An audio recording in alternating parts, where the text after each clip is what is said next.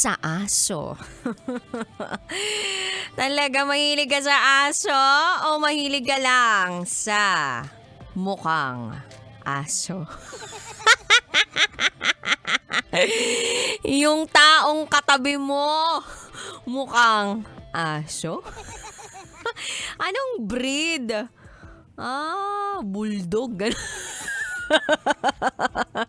Ay, charot lang with the rot. Ito naman hindi mabiro. Tinatanong ko lang kung mahilig ka sa aso. Sige nga, kung mahilig ka sa aso, mga ilang aso yung kaya mo lang alagaan, kabisyo? Depende sa lifestyle na meron ka, no?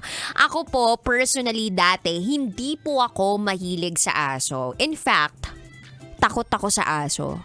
Until such time na sabi ko, lovable naman itong mga pets na to.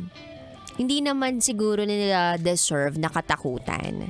So, kinonquer ko yung fear ko by first tapping, patting, up until such time na nakakarga ko na, hanggang sa nayayakap ko na, until nag-adopt yung mom ko ng pet, ng puppy. Ang pangalan ng pet namin ay Julio. Isa po siyang Shih Tzu Poodle. And mag-1 year na siya sa amin. So 1 year na po akong fur mom.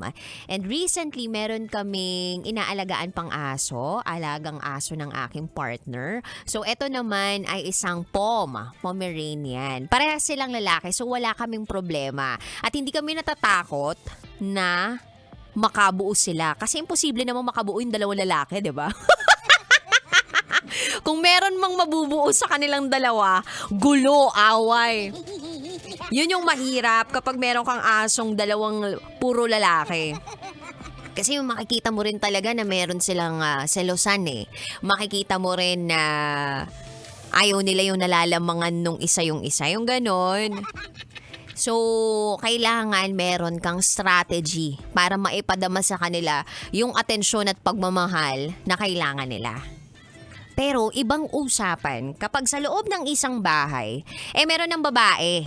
Yan! Sa mga nag-aalaga ng aso, iba ang mga lalaking aso kapag meron silang naramdaman na amoy nakita na in-heat na babaeng aso. So what do you mean by in-heat na babaeng aso? Ito po yung nireregla. Opo, hindi lang po tao yung nireregla. Aso rin po nireregla, ha? At during the time na in-heat yung babae, posible po silang makabuo ng alin? Makabuo ng disgrasya. Charot.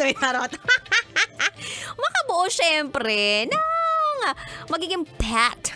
Puppy. Yan. Majontis yung babae. So, ang nangyayari dapat talaga sa isang bahay kung sakaling hindi naman prepared ang lahat sa bahay na magkaroon pa ng isa pang aso o mag-alaga pa ng isang buhay na hindi tao pero parang tao na rin, na puppy or pet sa bahay, dapat pinapakapon.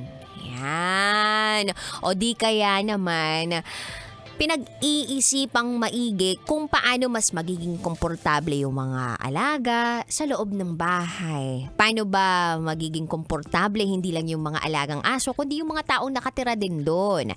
Tapos, kinoconsider din po dyan yung time, yung pera, yung kapasidad ng bawat tahanan na makapag-home ng mga aso. Kaya nga recently, yung nangyayari dito sa Fourth Impact, yung nagte-trending sila because of their irresponsibleness. Meron bang ganong word?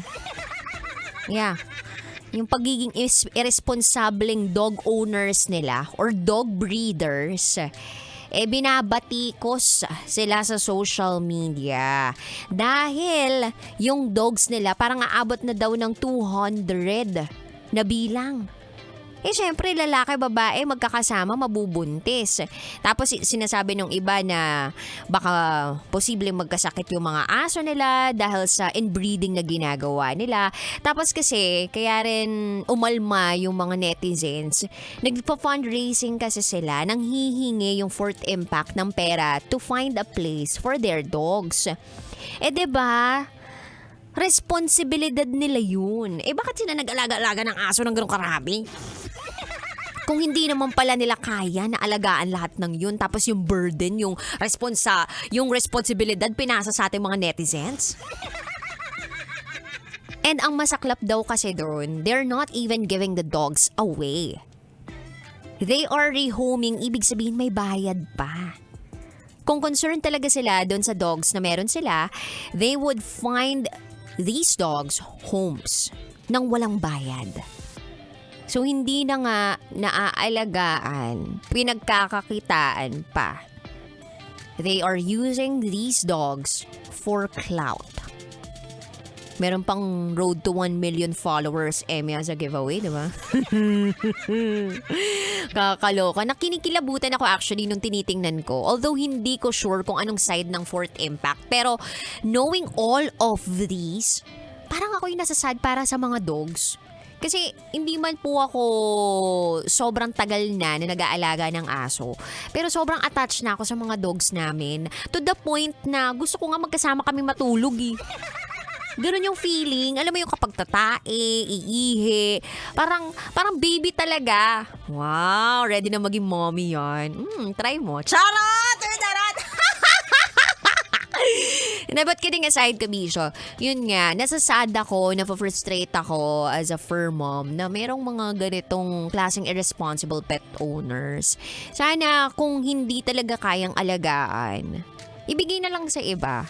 'Di ba? Kaysa sa pagkakitaan. Kasi ang tunay na malasakit talaga kapag ikaw sobrang attached ka sa mga dogs or di kaya naman sa mga puppies o kaya sa pets, hindi mo na iniisip yung pera eh.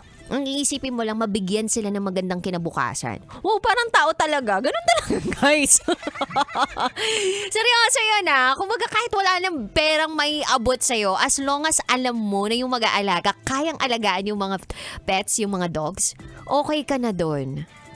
Parang kahit papano, magkakaroon ka na ng peace in your heart na okay, nasa mabuti silang kamay. Ganun. So, sa lahat po dyan ng mga irresponsableng nag-aalaga, o kaya, hindi natin pwedeng sabihin yung irresponsable nag-aalaga eh. Irresponsable lang. Kasi kung nag-aalaga sila, ibig sabihin responsable sila. Sa mga irresponsableng merong mga aso dyan alaga, wag na lang hayop yung yung inyong alagaan. Try nyo na lang alagaan yung sarili ninyo. Baka yun lang kasi, hanggang dun lang yung kaya nyong alagaan. Kung hindi nyo kaya mag-alaga ng sarili ninyo, what more yung iba pa, diba? So, check muna ang sarili, check muna ang kapaligiran, check ang kapasidad na makapag-alaga bago talaga tuluyang magkaroon ng pet or puppy. So anyway, Kabisyo, 3 to 5 p.m. tayo magkakasama ngayong araw na itachiwa kapiling ang babaeng naniniwalang hindi man ako palaging may pira. At least palagi naman akong maganda. Your boss, Princess DJ Rocky Terra.